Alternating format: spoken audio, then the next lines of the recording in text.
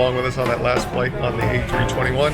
Now we're going to connect onward here from Atlanta to Grand Rapids in an MD-88. So by now you would have seen us fly with the A321. After a quick stop over Atlanta, we're going to be continuing on to the old Mad Dog MD-88. So we're going to go on the rest of the way to Grand Rapids in this old bird, which is definitely not going to have in-flight entertainment screens, but it's a classic old plane, so I'm actually excited for this flight. Come on board with us, see what it's like.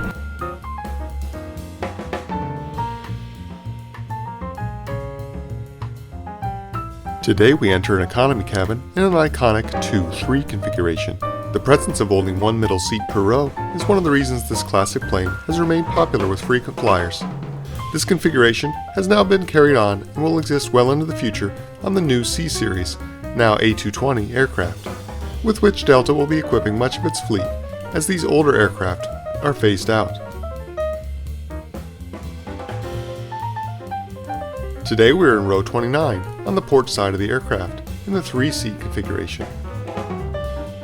Overall, these seats are from a different age, very well padded and supportive, and are comfy enough to make up for the lack of entertainment systems you'll find on Delta's newer aircraft.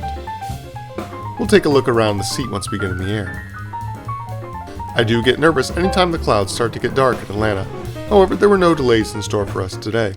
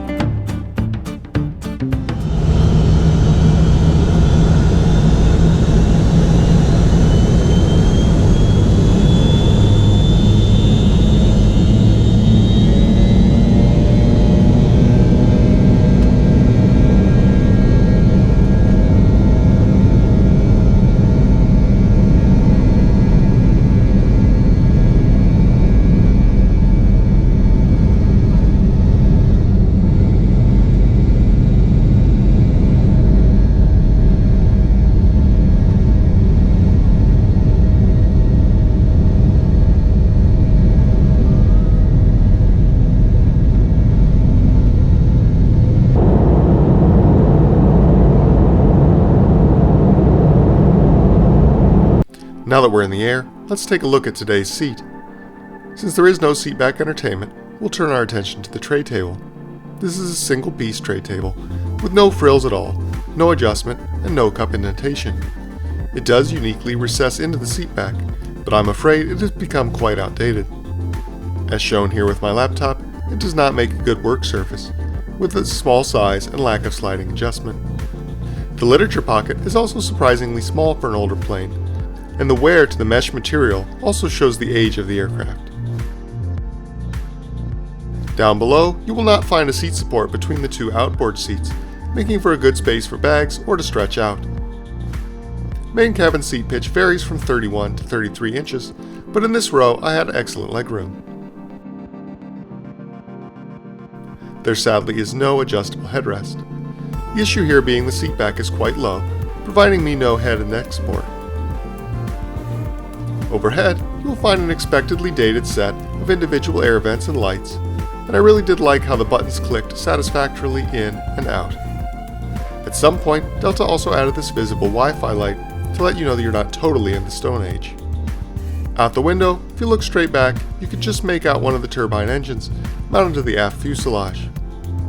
The wings themselves also displayed a charming patchwork of colors, tones, and finishes garnered over the years. I settled in and attempted a little video editing time while I waited for today's flight service to begin. American Airlines, just a couple of weeks back, retired their last Mad Dog Super 80, and Delta will retire their more than 100 flying MD-88 and MD-90 planes by 2022. However, it appears Delta will still be flying 91 of this aircraft family in the form of the smaller Boeing 717 until 2030. So what is your favorite memory on a Mad Dog aircraft? Share in the comments section below, and please don't forget to subscribe and click the notification bell while you're down there doing so. As I mentioned in the previous video on the A321, Delta does offer Wi-Fi as well as streaming entertainment. This is the primary direction most of the other large US airlines are heading, but it does help pass the time on Delta's fleet of older aircraft like this type. Today's best entertainment was definitely out of the window. Literature-wise, you will find a safety card, Wi-Fi connection instructions, as well as an in-flight menu, which again, today's flight was too short to order from. However, we did qualify for the selection of all 4 of Delta's complimentary snacks, as well as our choice of beverage. Last is the Sky in-flight magazine. For today's flight, I ordered a Fresca. I spotted this grapefruity soda, which I haven't had in years, on the menu card. Decided to give it a shot again today. I also got both of Delta's longer haul free snacks, a package of almonds, and a Kind brand granola bar. It is nice that Delta provides a variety of complimentary snacks, even here in economy. We had some time left to relax as we flew over America's heartland and began our descent into Grand Rapids, Michigan. Enjoy today's landing, and don't forget to stick around for my closing thoughts.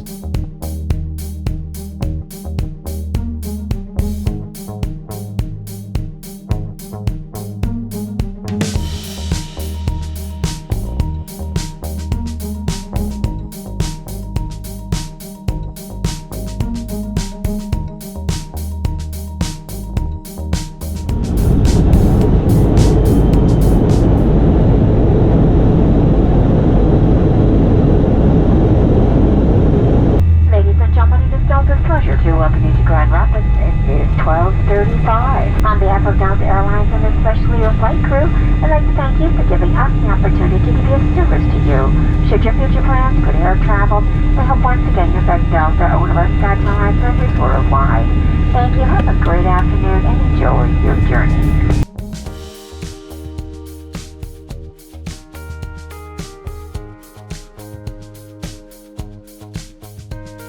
We're on the ground after a good morning of flying. Second leg there in the MD-88 went very well. Nice to have a connected flight where everything goes on time, so no complaints there with Delta in terms of getting us where we were supposed to be. That plane is certainly, again, on the older side. It's devoid of all the gadgets and features that the first plane had, but it's a comfortable space, got a lot of room. Wouldn't want to necessarily be in that plane for, say, longer than this about an hour and a half flight here today, since not having adequate headroom for me in terms of neck support, would have gotten old after a while. If I wanted to rest at all, I was able to keep active during the flight, use my computer, and not worry about it. But if it were a longer flight or an evening flight where you wanted to get some rest, it'd be really hard if you're up in the 6-foot range to feel too comfortable on that plane, since there's not a lot of high neck support. Other than that, again, very comfortable. They do have Wi-Fi, so you have some entertainment features on the way. So in that way, Delta is very much like the other carriers. Well, of course, their mainline fleet is better equipped. But overall, a good first go there with Delta. As I mentioned, I have some other trips booked with them coming up, so you'll see some more of that here on the channel. So that's all for today. We'll see you on the next flight. Come back again soon for more flight reviews here at Gilbert Travels. In the meantime, don't forget to like, comment, subscribe, and click the notification bell so you can be made aware when more content is available. Thanks for watching.